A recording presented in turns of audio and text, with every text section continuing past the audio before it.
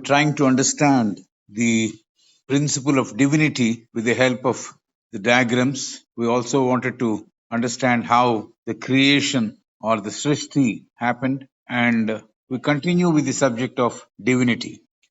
We are moving back, so to say, to the subject of divinity. The last we considered in the previous anecdote was what was considered the right and what was considered the left. The left, using the left hand, was called the Vamachara Paddhati, used by the black magicians, and the right hand being used or prescribed to do the holy things. That's where we stopped last time. So, moving back to the subject of divinity, we have to understand divinity as a principle, and we have to talk about this principle as uni life or as one life. Uni means single, uni life or one life. This principle of divinity is eternal and is not visible to the naked eye. This principle of divinity is eternal and is not visible to the naked eye. So, it is called the eternal principle, the invisible principle. This divine principle is described as omnipotent, omniscient, and omnipresent. You can put it the order in any way you like. It could be omniscient, omnipresent, and omnipotent, or omnipotent, omniscient, or omnipresent. It means it describes the principle is as all powerful, the divine principle as all powerful, potent in everything, present everywhere, and omniscient is spread everywhere. It has no beginning and it has no end. That's why it's called eternal. Yet still, the principle of divinity is periodical. Why do we say this? Because it manifests at regular intervals. It manifests at regular intervals. That's why we call this principle as periodical. This principle of divinity appears as if it is inactive during the time of pralaya, when all that was manifested earlier is withdrawn. This principle of divinity appears as if it is inactive during the time of pralaya, when all that was manifested earlier was withdrawn or is being withdrawn.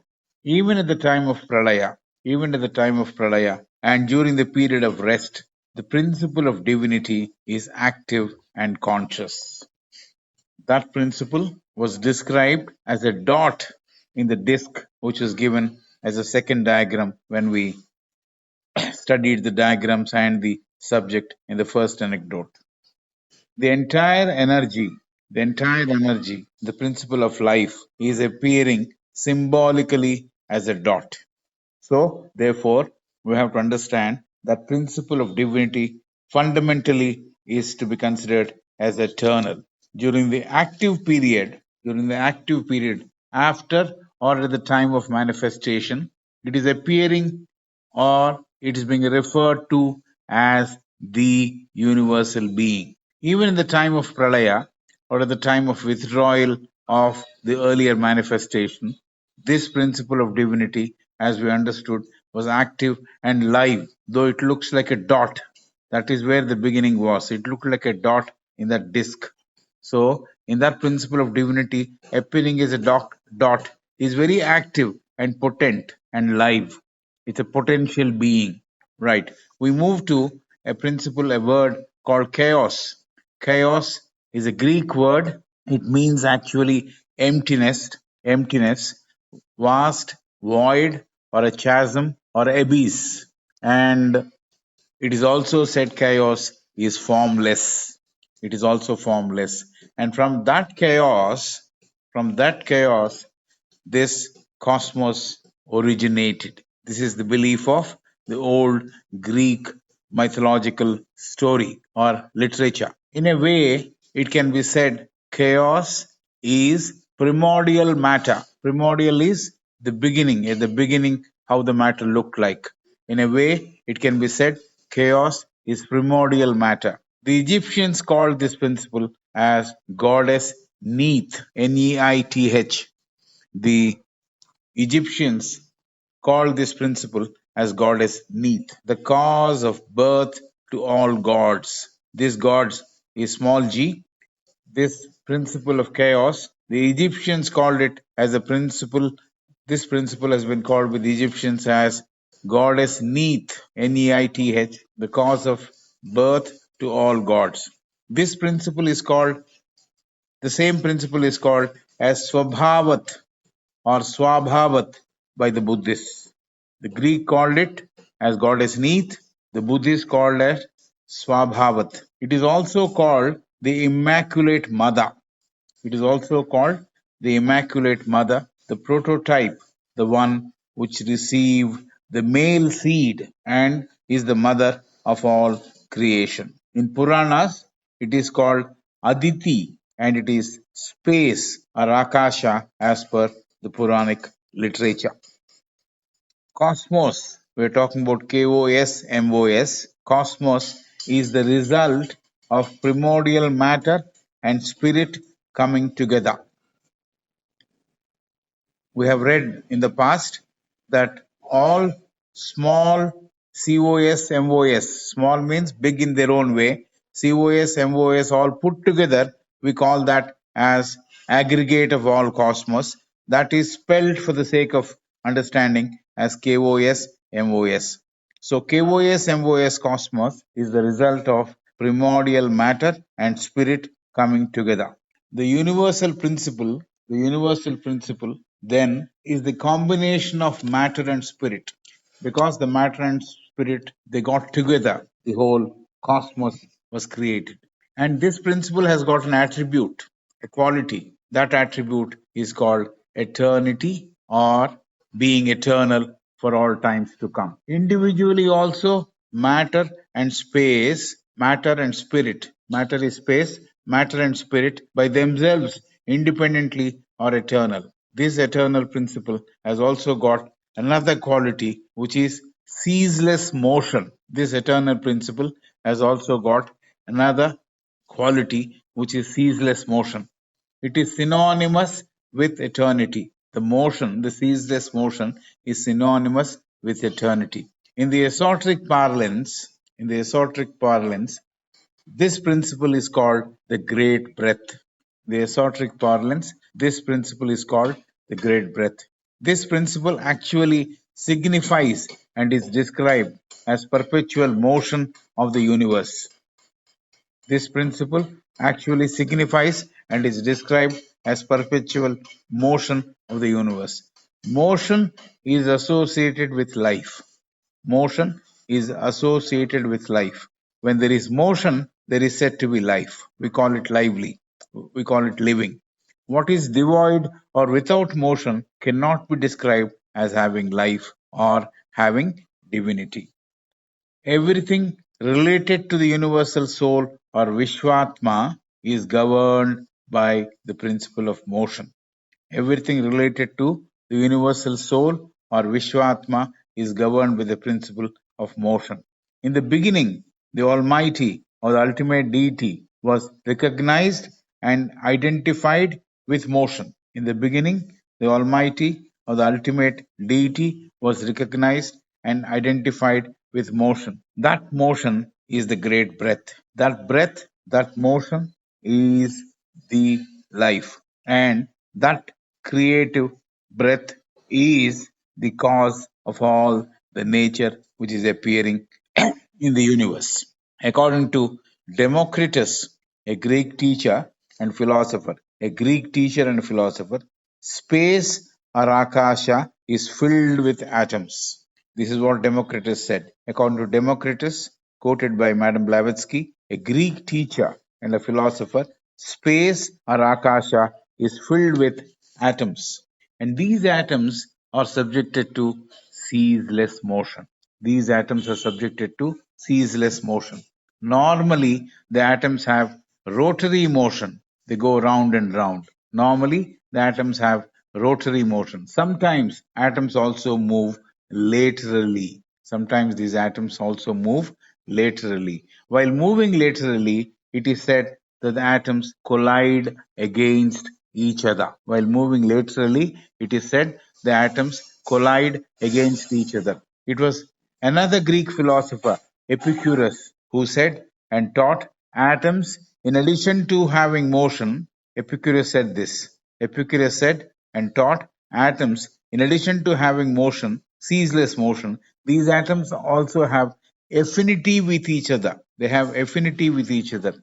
They have ceaseless motion, all right, but they also have affinity for each other.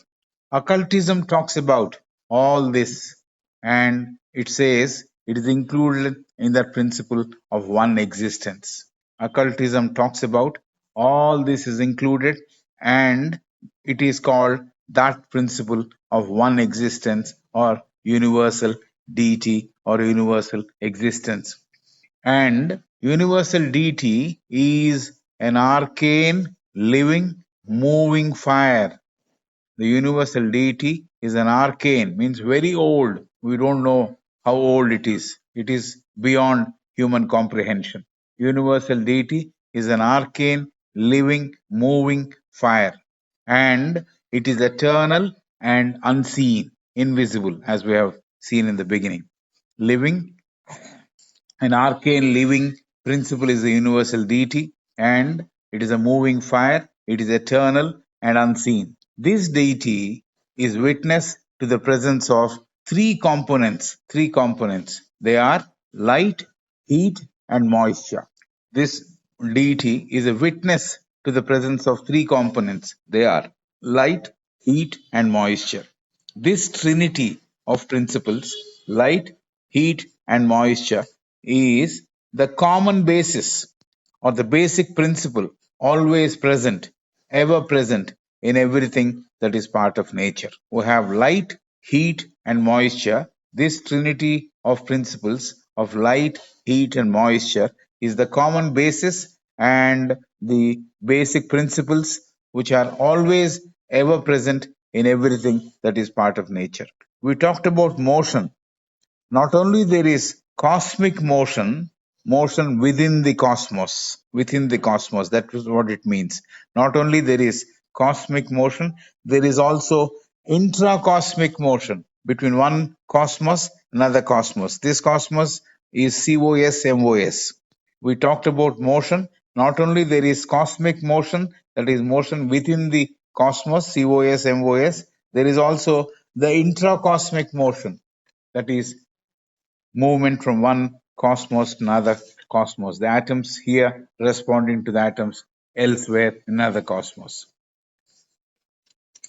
And this motion again is eternal and ceaseless. The cosmic motion as well as the intracosmic motion is eternal and ceaseless, means it never ends. In the entire manifestation, as part of manifestation, this motion is ever eternally present. So the eternally present principle is this motion, which is the cause of manifestation. In the entire manifestation, as part of manifestation, as a principle of manifestation, this motion is ever eternally present. The great breath, the breathing in and breathing out, was considered as motion to begin with. So when the universe is appearing, when the universe is appearing as a part of manifestation, we have this motion which signifies life. When the universe is appearing as part of manifestation, we have this motion which signifies life, which is actually breathing out. Motion is also present when the universe is disappearing and is being withdrawn, which is breathing in. So breathing out is manifestation, breathing in is the principle of pralaya. So when the universe is appearing as part of manifestation, we have this motion which signifies life, motion in the form of breath. Motion is also present when the universe is disappearing and is being withdrawn. That means even in this stage or in the process of withdrawal, there is motion and there is life. Even in the process or stage of withdrawal, there is motion and there is life. Cosmos, KOS, MOS, is the result of coming together of matter and spirit. This is what we have seen.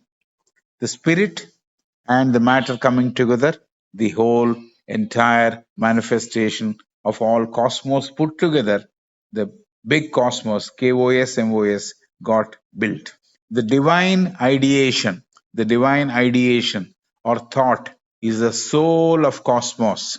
The divine ideation means the divine idea, the plan, the divine ideation or thought is the soul of cosmos.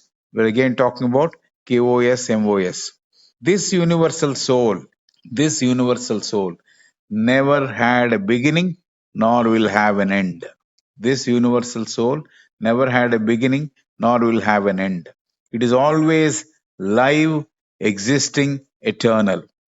At the beginning of Manvantara, at the beginning of a Manvantara, universe comes into being. So we can say it has birth. We're only talking figuratively.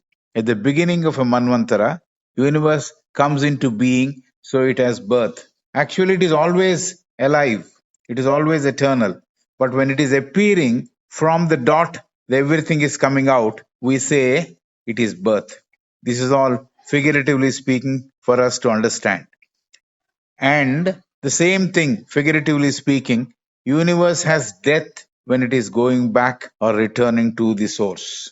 So when it is coming out of the source, when from the dot everything is appearing, it is called the birth of the universe, and that is the beginning of the Manvantara. And at the end of the existence, we can say figuratively, universe has death when it is going back or returning to the source.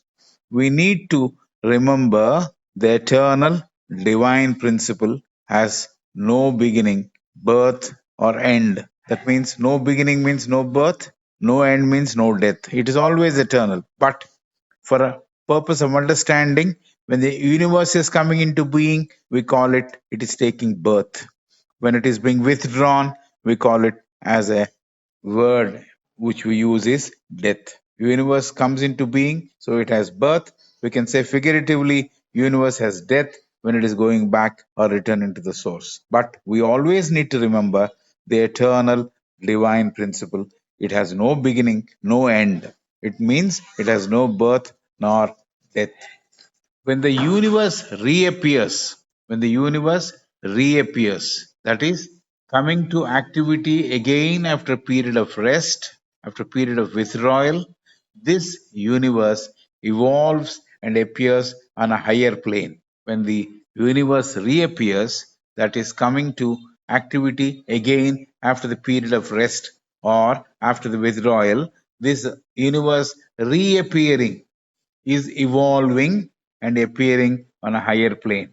So there is evolution as a whole for the universe too. To summarize, when there is the breathing out of the unknown or the ultimate deity, the universe comes into being. When the unknown or the ultimate deity breathes in, it causes the universe to disappear. So, to summarize, when there is the breathing out, which is taking place of the unknown or the ultimate deity, the universe comes into being. When the unknown or the ultimate deity breathes in, it causes the universe to disappear. Uchvasa is appearing of the universe, and Nisvasa is disappearing of the universe. This is used as a metaphor for us to understand. And Madam Blavatsky says, when public will study the book, The Secret Doctrine, she hoped the ideas public will have about pantheism or worshipping of nature will get modified. So when public will study the book, The Secret Doctrine, HPP hoped the ideas public have as of date about pantheism or worshipping of nature will get modified. In the eastern hemisphere, this part of the hemisphere, anything which is part of nature is worshipped. This is worshipping of nature. In the eastern hemisphere, anything which is part of nature is worshipped.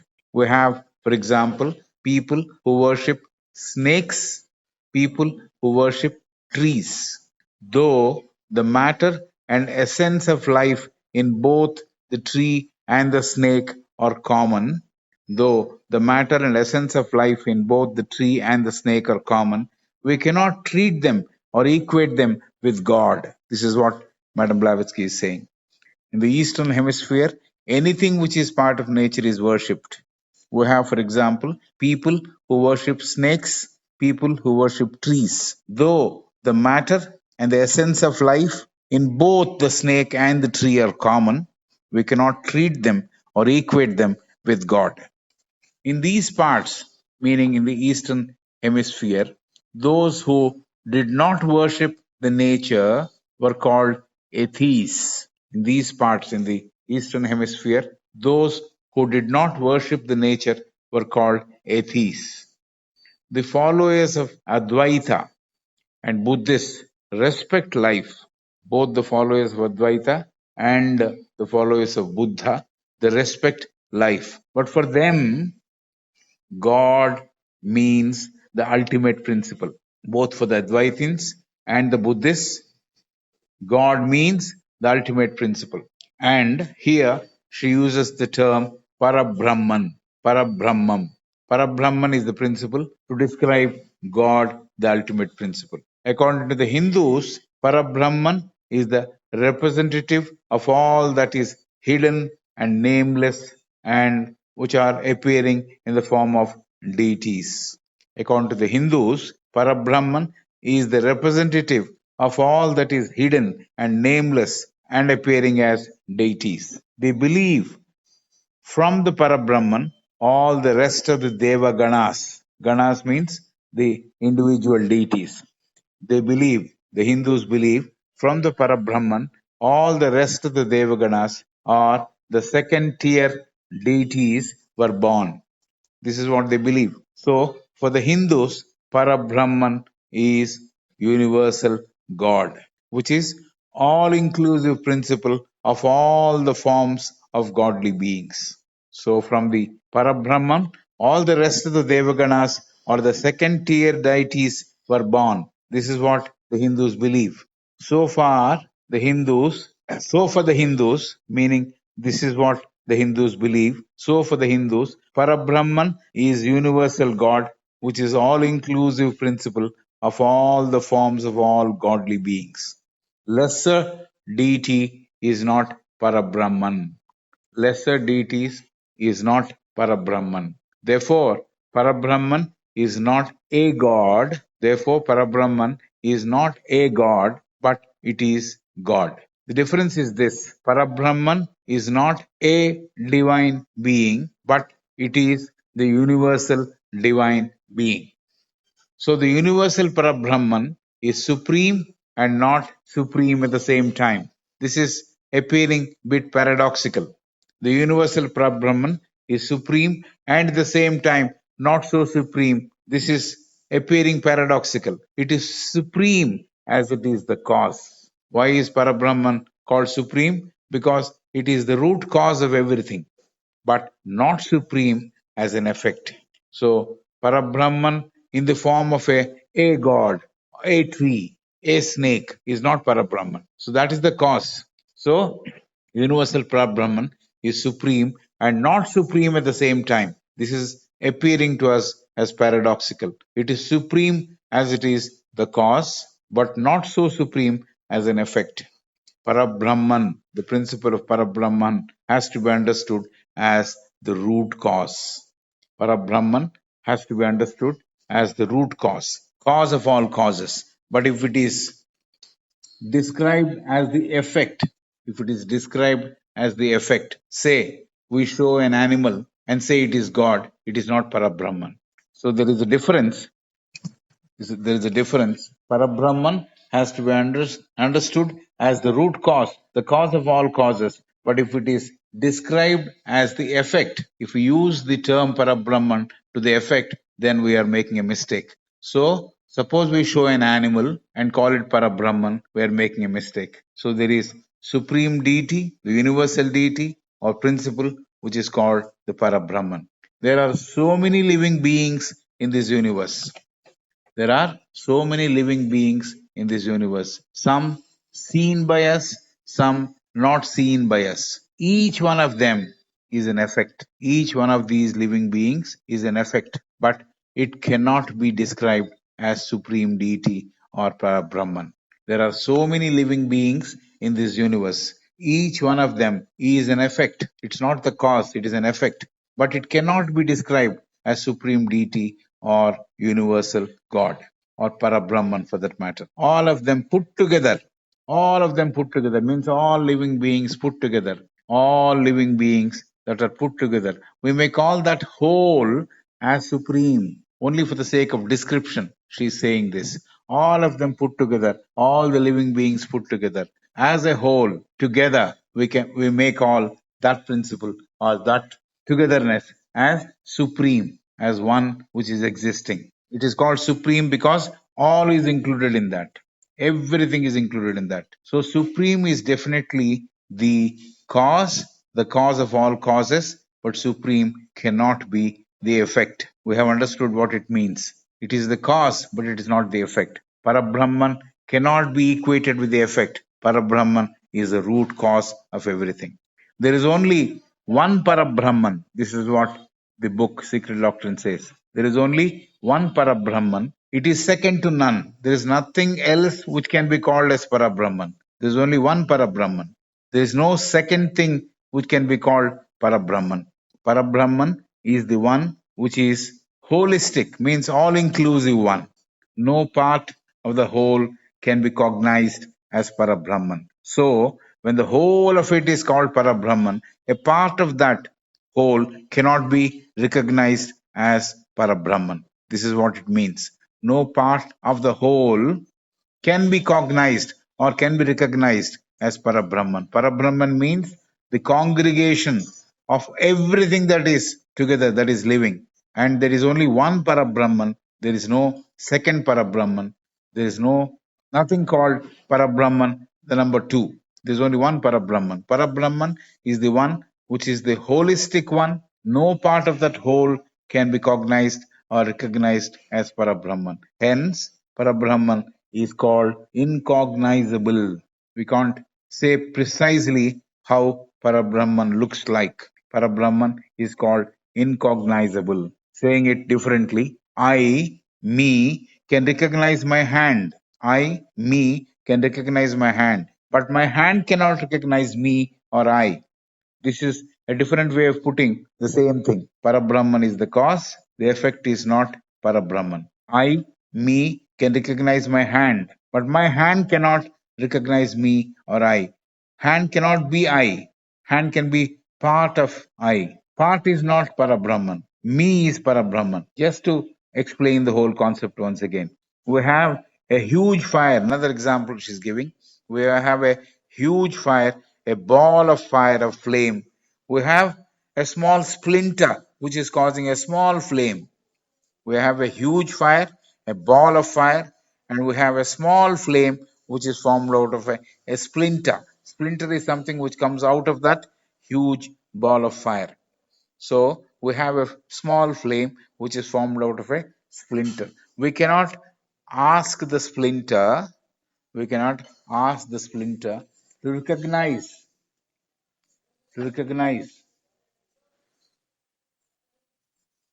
the fire. We cannot ask the splinter to recognize the ball of fire. It's not possible. The splinter can never be the ball of fire, the universal ball of fire. The splinter cannot be called as the essence of fire, says Madame Blavatsky. The splinter is going to be a splinter after all, and the splinter cannot be called as the essence of fire, says Madame Blavatsky. Spirit is the fire. So, having said this, now she says, Spirit is the fire, flame is the cause.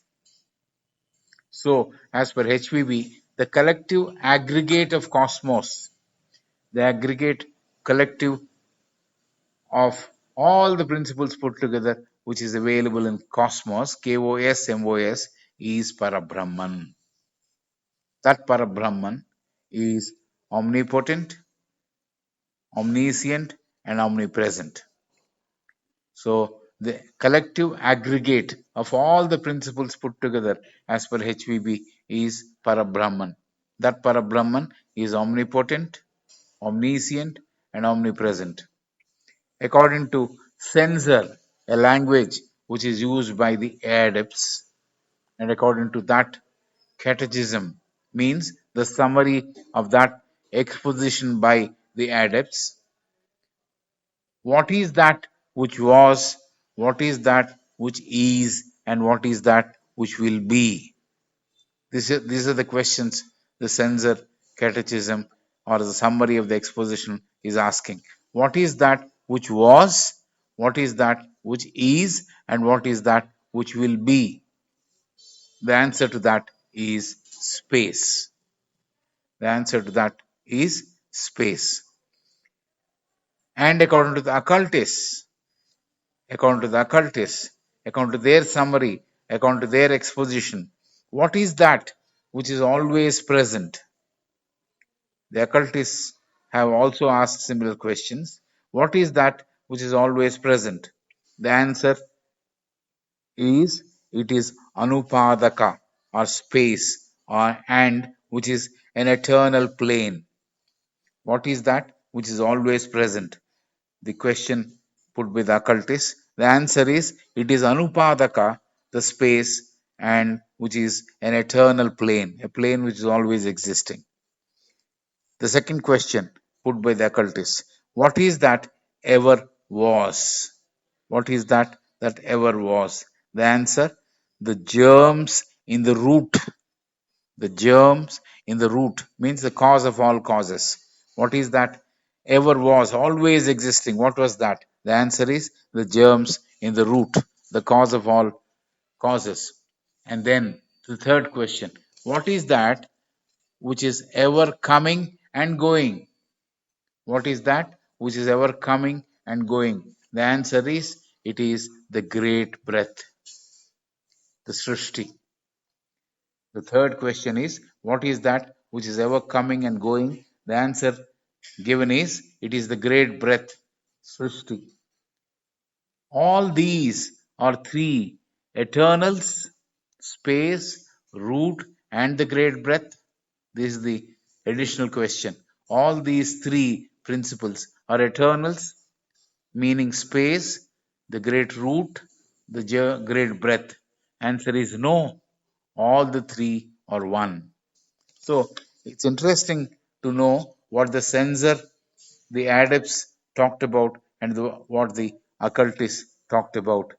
The censor, the language used by the adepts, and according to that summary of their exposition, what is that which was, what is that which is, and what is that that will be in future? The answer is space. Space is something which is always there, it was there, and it will be there.